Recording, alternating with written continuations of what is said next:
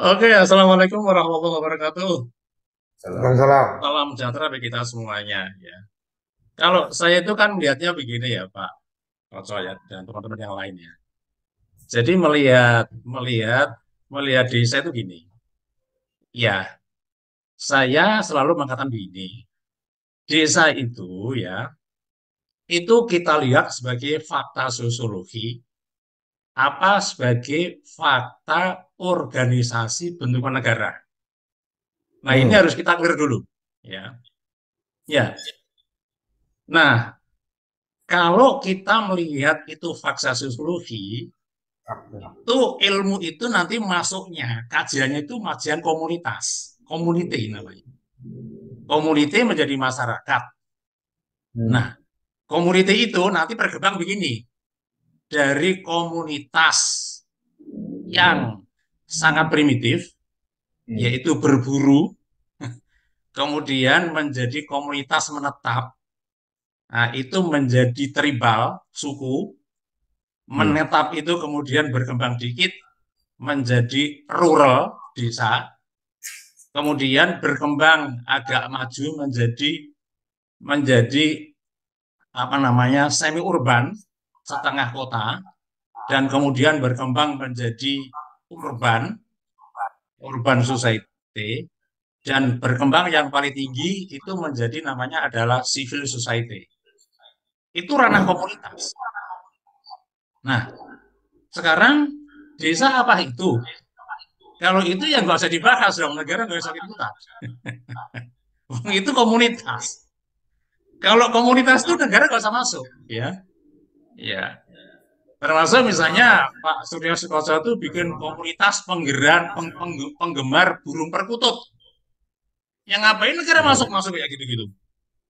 Ya biarnya berkembang sendiri aja, kan gitu.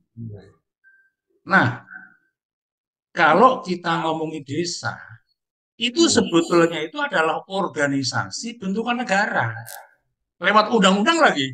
Hmm.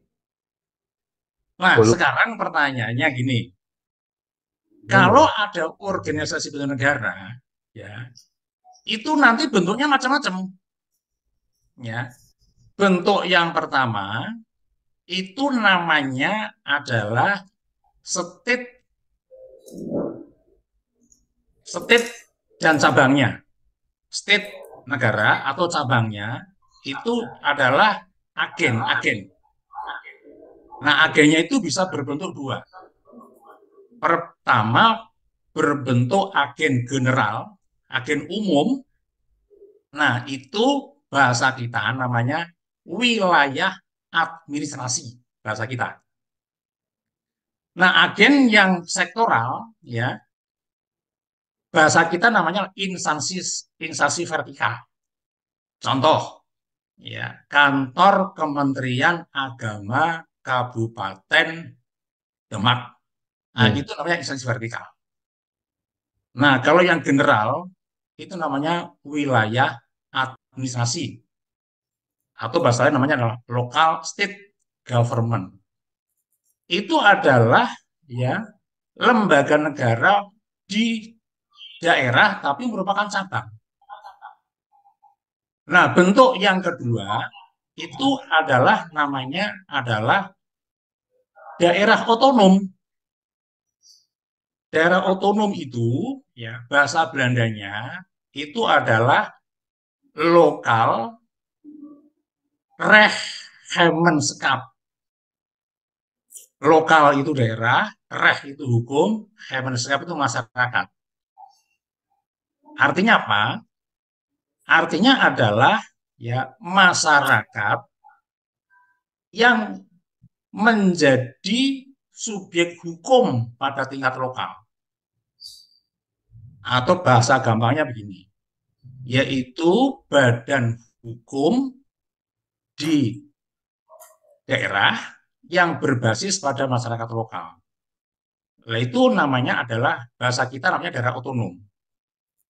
Di dalam undang-undang dikatakan bahwa daerah otonom adalah kesatuan masyarakat hukum ya, Halo, Prof. dengan wilayah tertentu ya yang berhak mengatur dan mengurus urusan masyarakat setempat. Prof, Itu izin, Prof. namanya badan umum. Ya. Nah, sekarang Yang desa menit. itu mana? Masuk mana? Desa itu bukan itu semua. Desa itu organisasi bentukan negara, tetapi bukan cabangnya pemerintah pusat juga bukan daerah otonom. Lalu itu masuk apa? Itu masuk namanya adalah state corporatism, masuk korporatisme negara.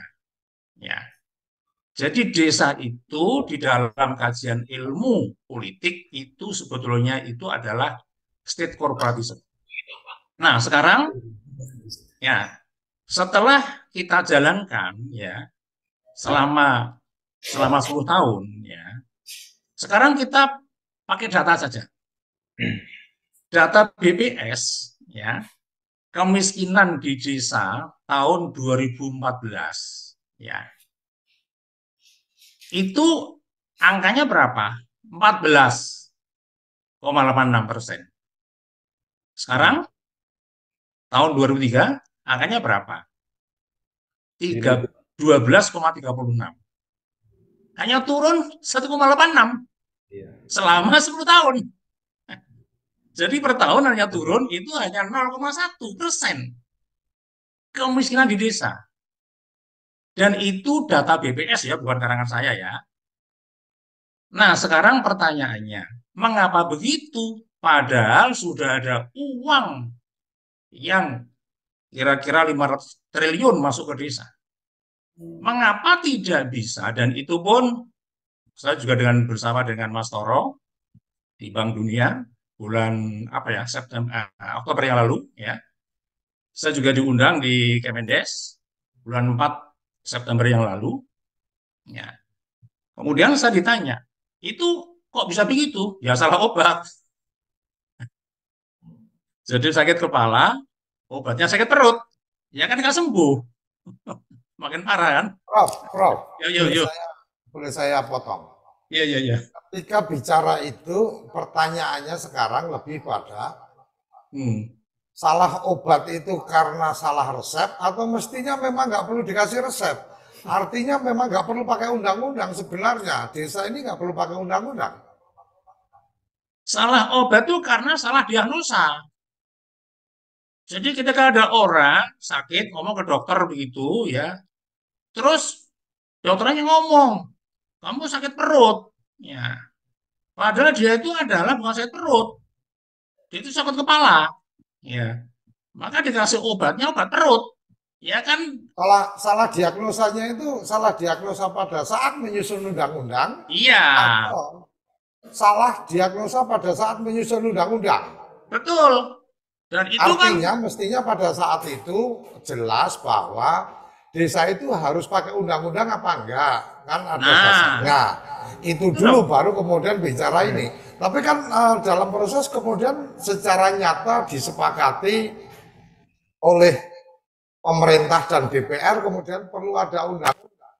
Artinya solusinya harus seperti apa? Sambil kita nanti memberikan kesempatan juga ini Mas Agus kayak apa?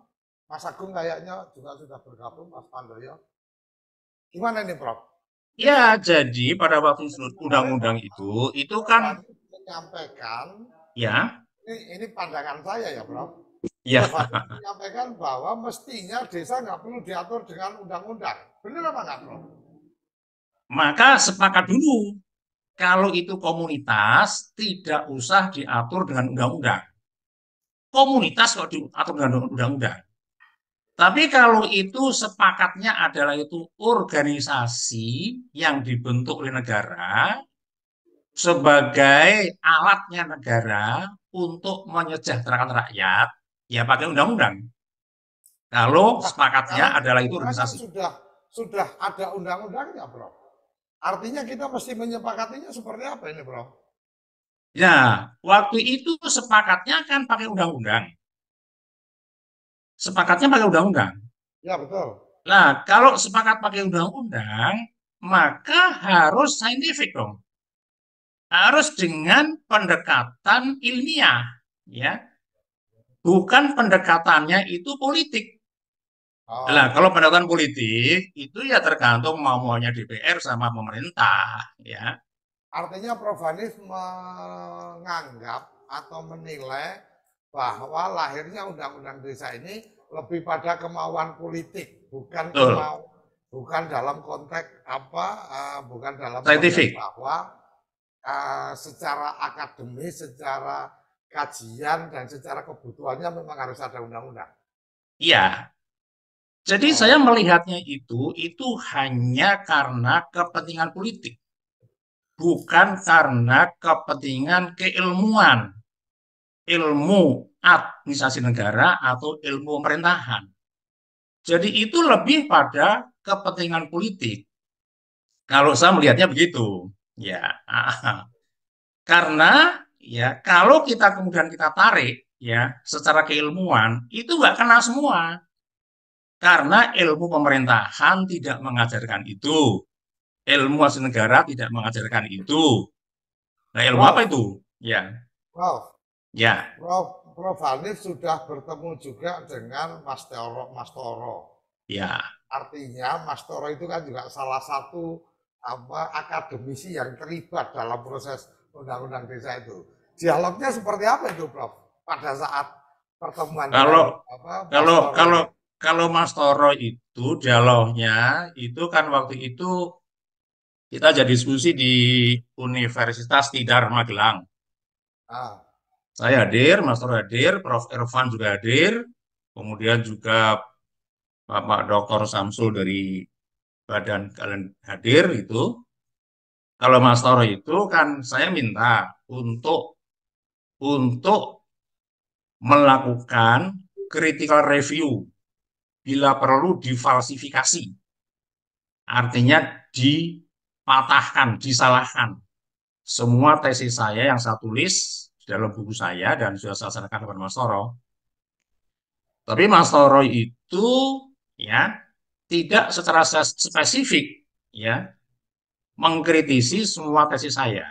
Hanya membuat statement umum mengatakan begini bahwa di Indonesia itu ada dua orang, yang pertama Soeharto, ya, yang kedua adalah Prof. Hanif, ya, membuat satu tesis apa-apa inkonstitusional, hanya gitu doang. Ya. Saya tertawa dan itu kemudian diperjelas dalam YouTube-nya Mas Toro itu kan ya. Beliau katakan begini, ada seorang profesor itu ya, teh botol katanya. Teh botol itu adalah singkatan dari teknokratis, bodoh dan tolol. Saya tertawa aja. Dan saya tertawa aja. Oke, oke, Prof. Hanif, saya menangkap bahwa ini undang-undang desa ini kalau yang saya tangkap yang mungkin saya bisa sarikan dari statementnya Prof. Hanif adalah ini memang cacat dari lahir atau mestinya tidak dilahirkan atau apapun itu kan kira-kira seperti itu. Benar nggak, Prof? Iya, jadi Oke, jadi oke. jadi waktu itu nanti ini Pak Pak Pak Surya Sukoco bisa melihat di apa di YouTube saya itu ya. Saya kan ngomong begini di itu dengan ada Mas Budiman, ada Pak Kiai Mukowam. Saya bilang gini, desa itu sepakat aja apakah kita jadi organisasi bikinan negara, apakah komunitas. Kalau komunitas jangan nggak usah dihitung negara dong. Tapi kalau jadikan organisasi buatan negara, saya tawarkan menjadi kelurahan atau menjadi pemerintah lokal atau daerah otonom kecil. Sehingga dia Otonom itu, kecil bukan berarti otonom tingkat tiga ya, Prof? oh bukan, daerah otonom itu nggak punya tingkat-tingkat. Ya. Otonom Oke. kecil itu kalau di Amerika itu ya, itu kan ada county itu yang besar, ada town itu yang kecil, sedang, ada township itu kecil gitu loh. Itu namanya daerah otonom. Nah, hanya nanti berbagi berbagi urusan aja. Nah, saya tawarkan desa itu ya otonom kecil, urusannya ya urusan kecil. Urusan apa? Ngurusi irigasi, ngurusi kesehatan, ngurusi Oke. itu loh. Oke, Ya, artinya jangan ada bagian-bagian yang itu kemudian diberikan untuk teman-teman di desa kira-kira seperti itu ya, Prof ya. ya gitu. Oke,